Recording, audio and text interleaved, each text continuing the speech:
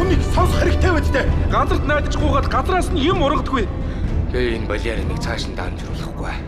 Зодон болов яах юм? Зодон болох тусмаа сайн. Маргааш шууд цалин гэж. Хард иргэдийн бодит байдлыг өөрийнх нь өдөр хараад ирж болох уу юу? Ууга үүрч яваад тэр хоёр тосгоны бүх тариачдыг алгах юу аа?